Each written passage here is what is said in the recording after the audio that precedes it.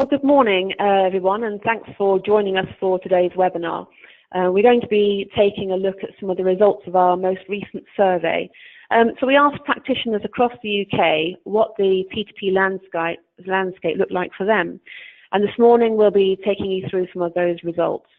We're also going to be hearing from ITESOFT, who will be adding a few comments on their thoughts based around some of the trends that we'll be discussing today. And of course, everybody who's joining us on the webinar this morning will receive a copy of this report as well. So before we begin, you do have the option to ask any questions which occur to you during the course of the webinar, and we'll get those answers across to you at the end of the session. So do type those questions into the chat box, which should be in your GoToWebinar panel on the right-hand side of your screen.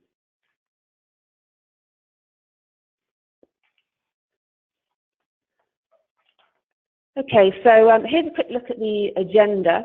We're going to be going through the key challenges that you're facing and the surprising level of fraud, and a look at also what's new and what's changed within Procure to Pay. And as I mentioned, we'll also be hearing from John Stovold from ITESOFT. And also, as I mentioned, just do make sure that you ask those questions as we go along. You don't have to wait until the end of the session to put those questions forward. So as we're going through some of those results, any questions occur to you, do tap those into the GoToWebinar panel, and we can address them, as I said, at the end of the session. Okay, so first of all, I wanted to take a look at the background that we're currently working with. Business confidence levels have fluctuated over the year, and this has had a knock-on effect on strategy to some extent. The continued uncertainty around Brexit has led to some nervousness about the future. Few organisations, we found, have had a strong contingency plan in place in case of a hard Brexit, and some are concerned about the implications that might have for their supply chain. However, it's not necessarily all negative. I mean, it could be that opportunities and innovations will develop that otherwise just wouldn't have been able to do.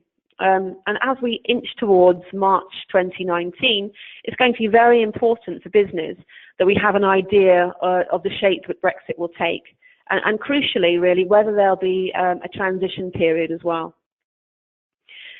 In the meantime, access to cash remains difficult. And with average payment terms for over a third of organisations being at 50 days or more, it's likely that some of those supply chains are going to be carrying an embedded risk as well. I mean, we only have to look at this year's high-profile collapse of Carillion to understand how important it is to make sure that payment terms, contracts, and accounting practices work for all concerned, without those kind of spaces to hide or gaps within the system. But most companies continue to look at ways to maximise on what they already have, and to try and make sure that any investment that they make in people or technology makes sense from an ROI point of view.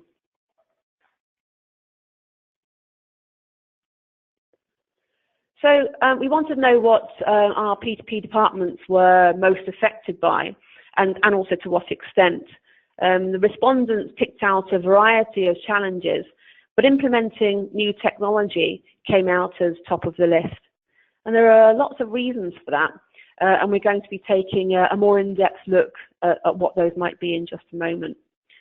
But I think it's fair to say that if we look at these challenges as a whole, that the environment across P2P remains challenging. It was interesting to see that cost reduction was fifth on the list of challenges. But I guess that just goes to show how much energy and effort is going into the finding the real value proposition of P2P and how to get there. And with any challenge, though, comes opportunity. And while any of these challenges that we see listed here might take some time or be difficult to achieve, or even impossible given budget and staff changes, they may actually be a catalyst for a new business strategy, or to further career opportunities, for example. So let's take a closer look at implementing new technology and why it's causing such a challenge for business. The biggest issue was identified as a lack of resource, and that's really such as a support from IT or simply not having the time to devote to an implementation project. The next reason is not really too much of a surprise, which is a lack of budget. So you may know how to get your organization to where it needs to be, but the funds might just not be available to you. And it's likely that this, to some extent, ties in with the third highest barrier, which is a lack of buy-in from senior management. You need to be able to build a strong and solid business case, and really to have that case championed by somebody on the executive team. And if you don't have that, it's likely that it's going to remain a barrier to progress. Around 20% of respondents pointed out that gaining supplier adoption remained difficult, and while a further 21% felt that their current processes worked well enough. But with the number of organizations using such a wide variety of solutions and invoicing methods, it wasn't really a surprise to hear that some felt that adding another one into the mix would just be too much, no matter what the predicted results would be.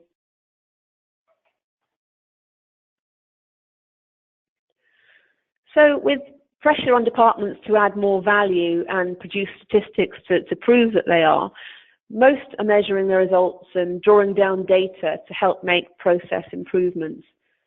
Those looking at metrics on a constant monitoring basis have stayed fairly low at around 12%, but those looking on a monthly basis have improved significantly over the past year.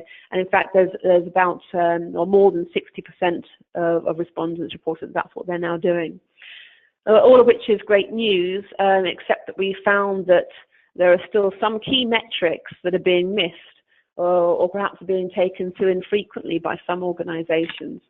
For example, only 26% regularly measure their exception rates. And although that's an increase of 8% over the last year, which is obviously pretty good news, just over half were looking at the number of invoices processed per FTE.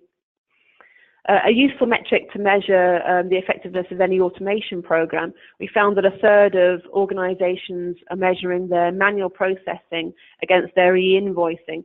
And now that's quite a key metric for anyone who's not using that, but is going through an implementation process. You really want to add that metric into the mix of everything else that you're using, because it ties in to some extent with how well your supplier adoption is going. So if you're not using that, I recommend that you add that into the mix as well. But there's no doubt that pressure's on to constantly maintain standards. Most organizations are using metrics to help keep them on track. But the important thing to remember is that what you're collecting that data for. It's important to steer the metrics that you're measuring towards outcomes, or make sure that they're also attached to the business strategy.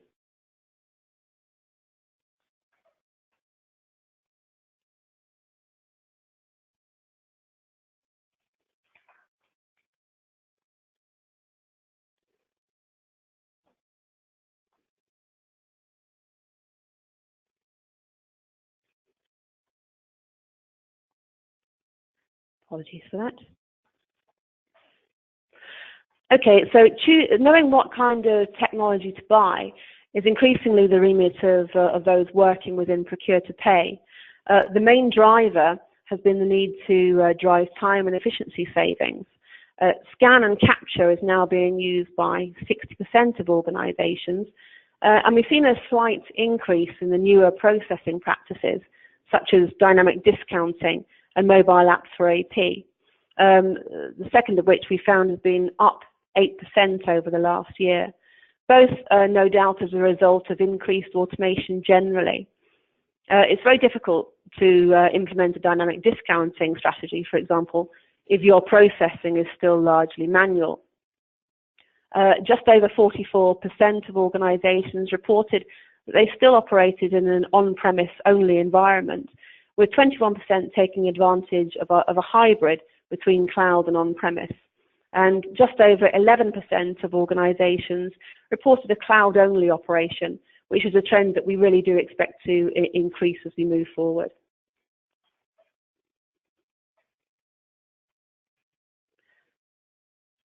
So we're working in an increasingly compliance and regulation-led environment. whether that's the relatively new duty to report legislation or the new Making Tax Digital VAT notice, which came out in July this year. But for those working in the public sector, this is an even more complex issue. But to some extent, increasing the automation within your processing will go some way to addressing this, because if you've got visibility and accurate reporting, you also have the capacity to make sure that you're staying compliant within your systems.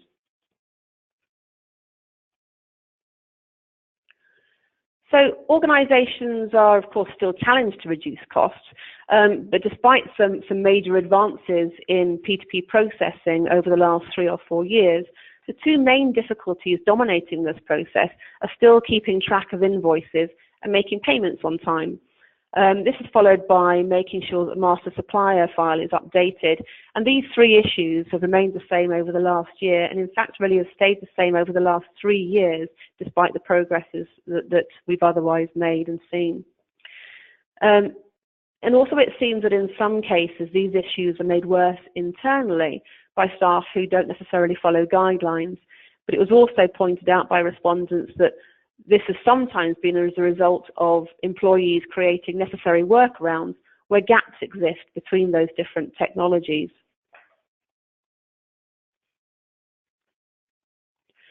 So the cost per invoice figure is often used to see how well the department is being run and how cost effective the processing is. Almost 20% of organisations said that their cost per invoice rate was between £6 to £15 per invoice. But some of the respondents did point out that the figure fluctuated depending on the nature of the invoice, the type of business, and to some extent the time of year. So if it's a figure that your department is being measured by, you need to make sure it's an accurate reflection of productivity, and most importantly, that you're really being measured like for like. Automation levels we found have increased generally over the past year, and only 16% of organisations are processing more than 75% of those invoices manually. And those working in a mostly automated way have increased to more than 30%. With the increased awareness of the benefits of automation and the continued need to find cost-cutting solutions, we think that, again, that's a trend which is likely to continue.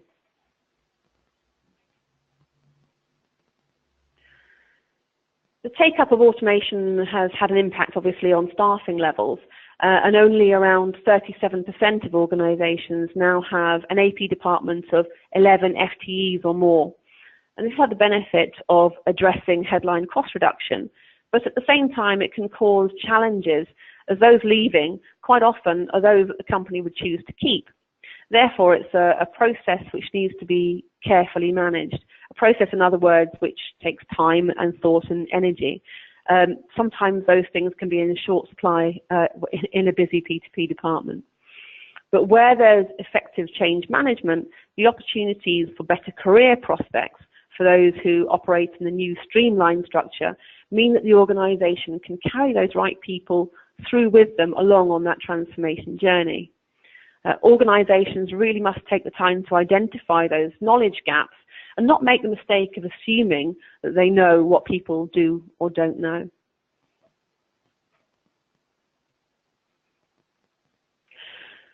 So when subsidiaries or business units have similar names and diverse locations, suppliers may have difficulty determining where to send an invoice or payment.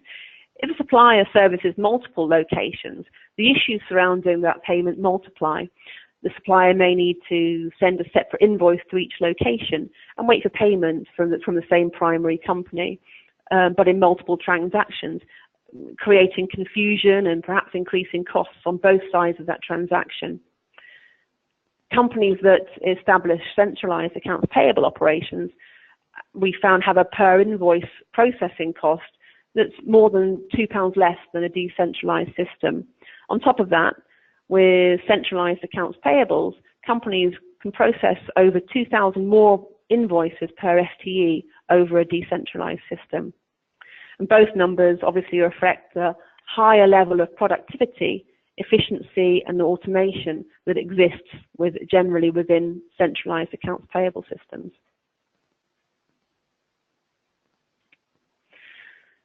obviously a year is not a long time in the course of an AP or P2P department generally, but sometimes there can be a shift of purpose or strategy. And this year we've seen a further trend towards increased collaboration between the different areas of P2P. Almost 40% of organizations said that the different areas of P2P were able to work well together most of the time. We only had 8% of respondents pointing out that harmony was a bit of a rare thing for their organization. But what was most notable is that where there was a clear accountability and more face-to-face meetings, the value of the AP department was more recognized within procurement, for example, and across the organization generally. Many people pointing out that where it was driven by someone looking over the area as a whole was where the collaboration worked best.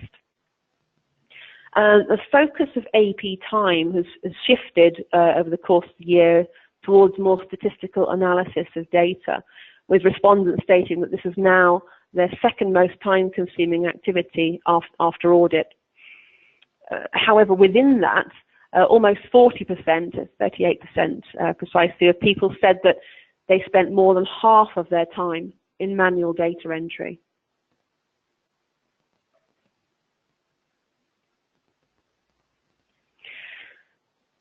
So fraud. As most readers of PPN will know, we regularly report on fraudulent activity across the country's P2P departments, sadly, usually reporting on at least one case each week. Fraud's been on the rise in the last year, with retail being particularly targeted. 41% of organisations said that they had experienced some level of fraud within their organisations over the last 3 years.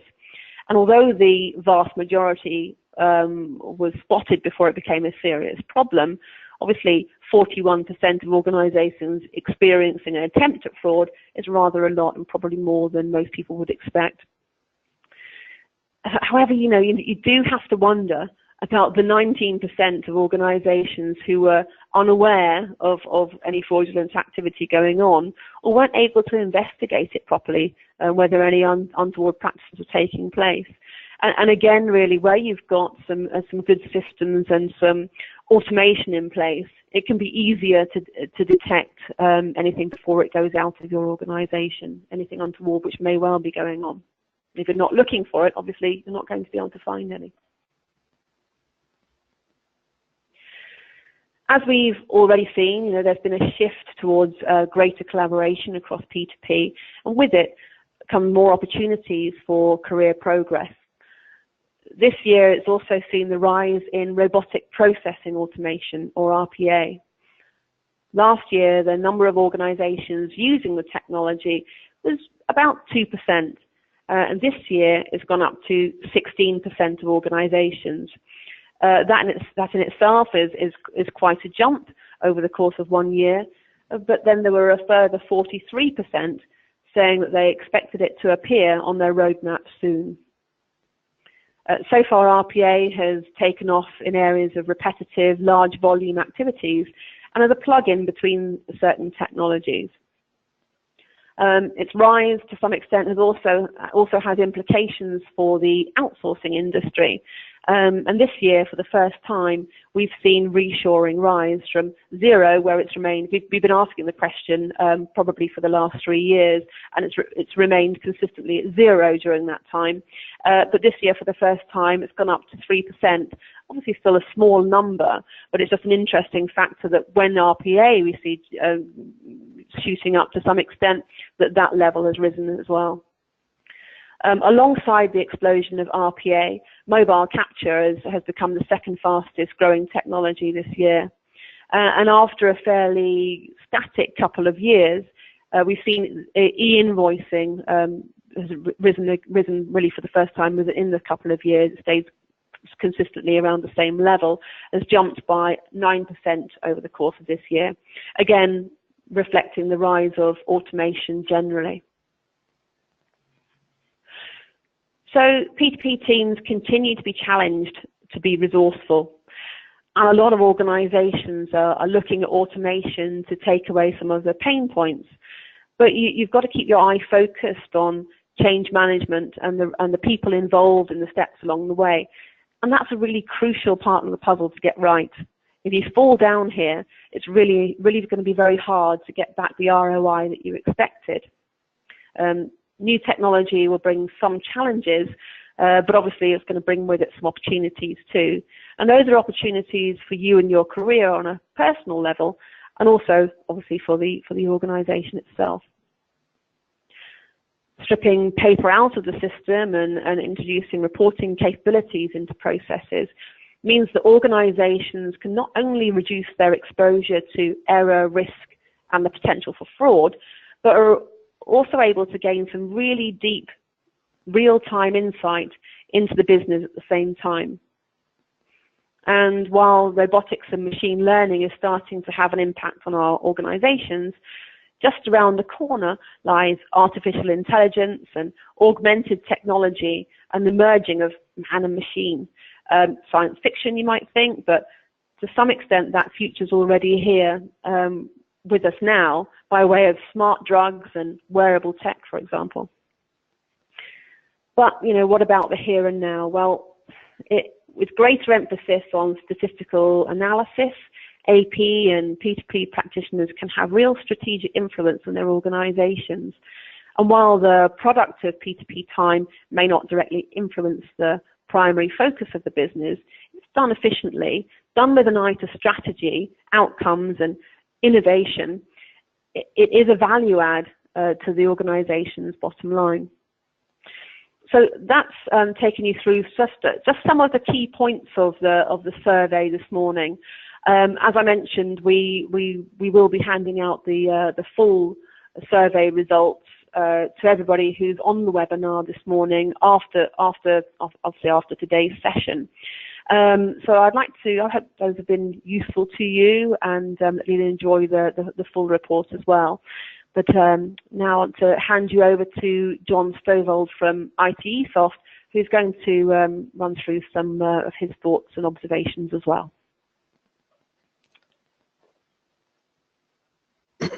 Lovely, Ellen, thank you.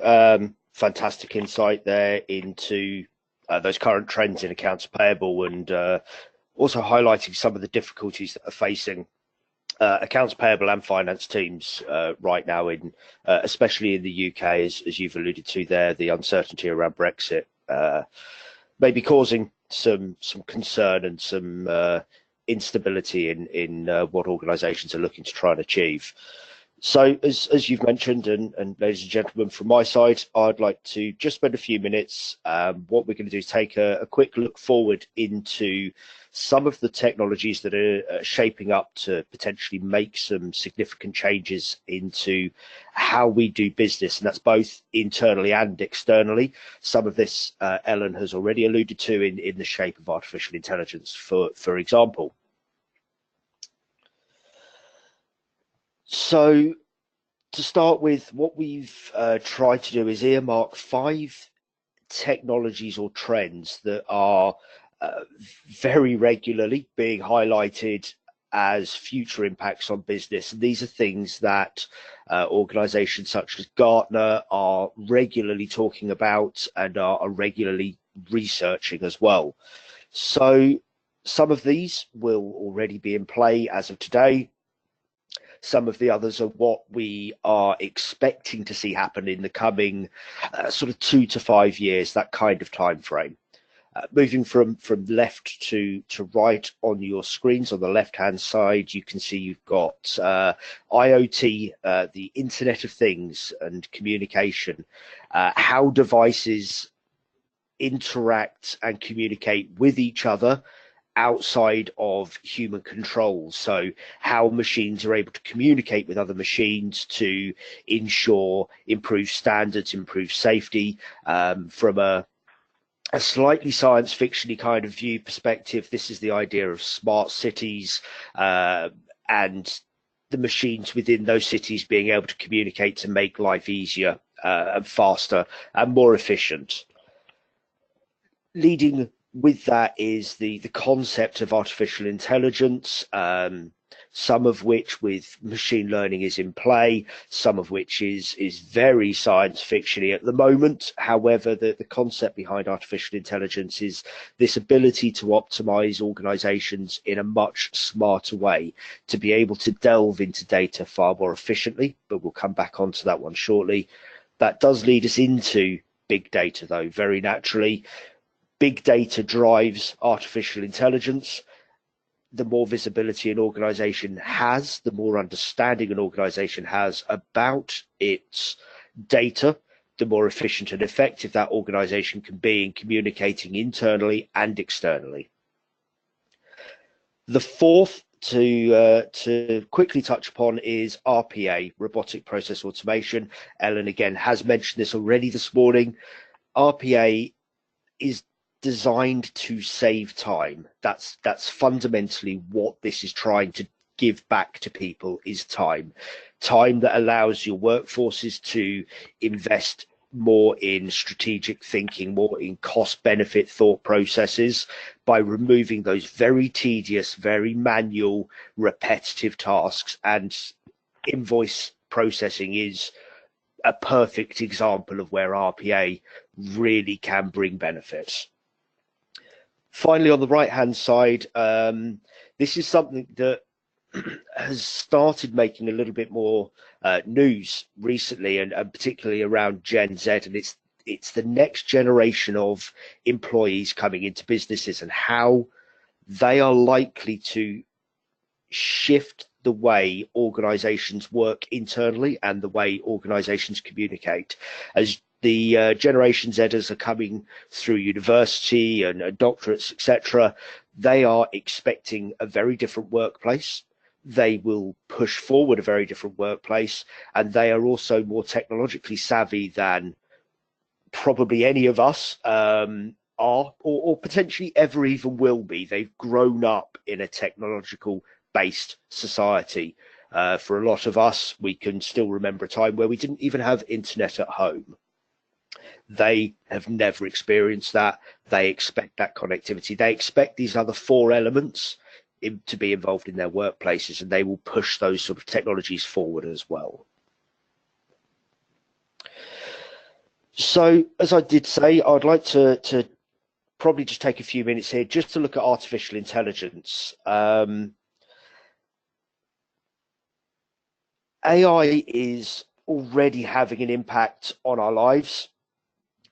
For a lot of us, we may not even realize that that's the case. It's in your smartphones, it's in personal assistants like Alexa and Cortana from Microsoft. It is already there, although generally speaking in very limited functionality. So from a business perspective, really machine learning and pattern recognition are the fields of artificial intelligence that are really having an impact on us. What is really important to remember, and I can't stress this enough, is when we're looking at artificial intelligence in the news, what we're generally seeing is that the technology that's being talked about is actually based on an alternative path of artificial intelligence, and that is symbolic learning. Symbolic learning, definitely closer to science fiction than it is to real world use. On the screen there, just a few common use cases. So these are things that we already know artificial intelligence is impacting and starting to drive real changes. Artificial intelligence is driven by data. It requires data in order to generate a benefit. The benefit that it brings is an enormous flexibility to the machines already in play in a business to approach simple business tasks.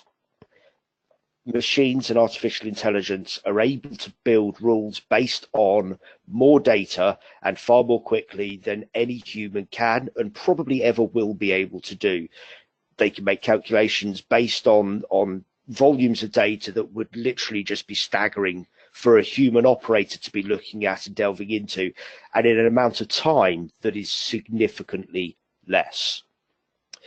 So, as I said, for most businesses, symbolic learning is just, it's out there. It's a little bit science fiction-y, but it is making enormous strides. Earlier this year, the vast majority of us will have seen the big news from Google and their personal assistant, and that assistant making reservations at restaurants, and I think it was a hair salon was the other thing, and speaking as if it was a human and engaging as if it was a human, and that is where the symbolic learning element really comes into play.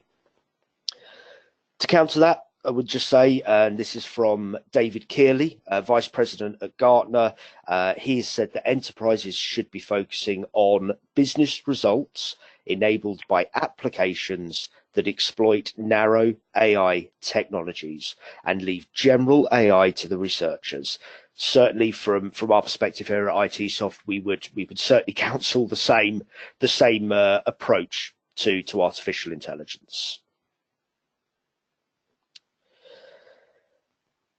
So what are the benefits, really, of artificial intelligence to organizations right now?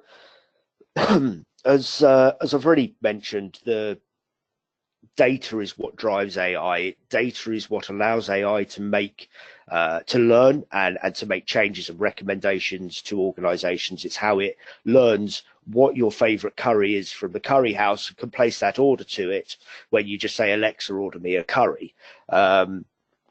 If it doesn't have the data that it's accumulated over time, it cannot act in that way.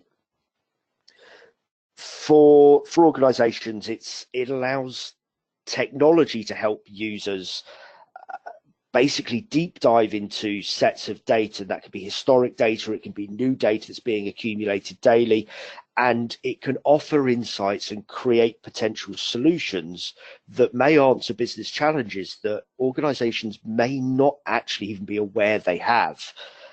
And this does apply as much to a finance and accounts payable department as it does to any other stream of business.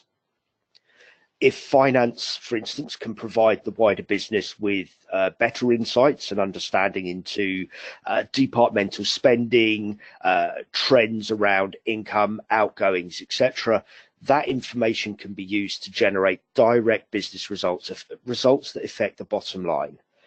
It goes hand in hand with offering greater benefit to employees. If employees are not sat there staring at spreadsheets full of data trying to get their minds around it, they can be spending that time communicating with suppliers from an accounts payable perspective, arranging the dynamic discount, as Ellen mentioned earlier. Another important technological change, I suppose, that's going to impact on us in the UK, it's forecasted for late 2019, early 2020, but it is the advent of 5G. For those of you that have read up on this, you'll probably be very familiar. There's a lot of work being done by the likes of the Vodafone Foundation around this technology or connectivity.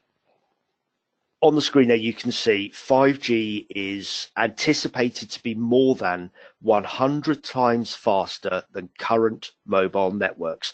Now, what that means in a real-time example, you could download a fully HD blockbuster Hollywood movie to any device that's connected in 5G in seconds. And that, when you take that into the concept of the Internet of Things or smart cities, or even into internal businesses and how people communicate with each other inside of businesses, that speed opens a lot of doors. It unlocks a lot of doors, a lot of things that people have wanted to try and do with technology, but haven't been able to because of latency issues, etc. are opened, and you can see there things like smart cars being able to communicate with each other, and that concept of driverless vehicles becoming far easier to build because of these sort of connections.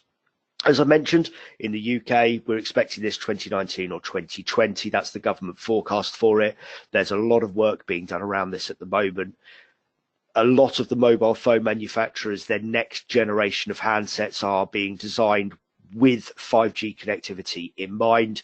So you will start seeing even more about this as time progresses.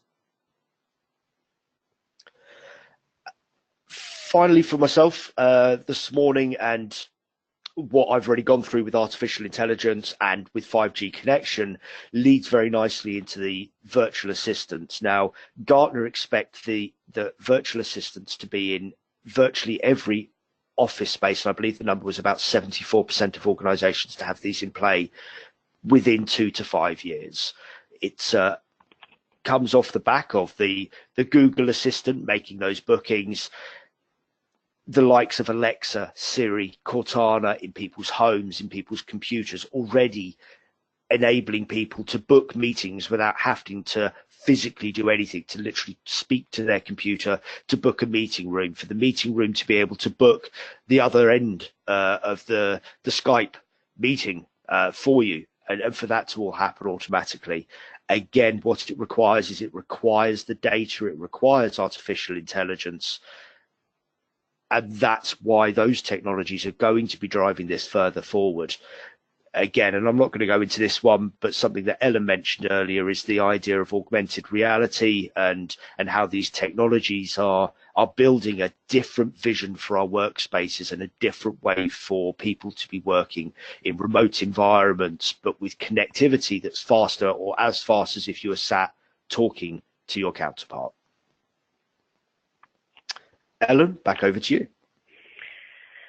Well, thanks very much, John. I think there was some really interesting information there, and I think that it just goes to show how much our worlds, our personal worlds, and also our business lives are going to be changing in the next in the next year to 5 years. I think we don't necessarily know which way they're going to go, but one thing that we do know is that a lot of it is going to be reliant on data. And as with everything, we need to make sure, of course, in our business world, that data is correct and is telling us and doing the things that we want it to.